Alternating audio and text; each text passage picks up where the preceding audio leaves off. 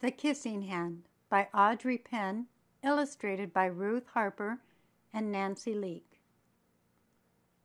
Chester Raccoon stood at the edge of the forest and cried. "I don't want to go to school," he told his mother. "I want to stay home with you. I want to play with friends and play with my toys and read my books and swing on my swing. Please may I stay home with you?" Mrs. Raccoon took Chester by the hand and nuzzled him on the ear. "Sometimes we all have to do things we don't want to," she told him gently, "even if they seem strange and scary at first. But you will love school once you start. You'll make new friends and play with new toys, read new books, and swing on new swings besides," she added. "I know a wonderful secret that will make your nights at school seem warm and cozy as your days at home." Chester wiped away his tears and looked interested. "A secret? What kind of secret?" "A very old secret," said Mrs. Raccoon. "I learnt it from my mother, and she learnt it from hers. It's called the Kissing Hand." "The Kissing Hand?" asked Chester. "What's that?" "I'll show you." Mrs. Raccoon took Chester's left hand and spread open his tiny fingers into a fan. Leaning forward, she kissed Chester right in the middle of his palm.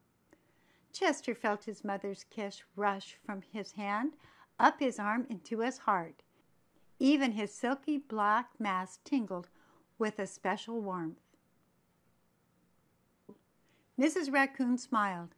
"Now," she told Chester, "whenever you feel lonely and need a little loving from home, just press your hand to your cheek and think, 'Mommy loves you, Mommy loves you.' And that very kiss will jump to your face and will fill you with toasty warm thoughts." She took Chester's hand and carefully wrapped his fingers around the kiss. "Now do be careful not to lose it," she teased him. "But don't worry. When you open your hand and wash your food, I promise the kiss will stick." Chester loved his kissing hand. Now he knew his mother's love would go with him wherever he went, even to school. That night Chester stood in front of his school and looked thoughtful. Suddenly he turned to his mother and grinned. "Give me your hand," he told her. Chester took his mother's hand in his own and unfolded her large, familiar fingers into a fan. Next, he leaned forward and kissed the center of her hand. "Now you have a kissing hand too," he told her.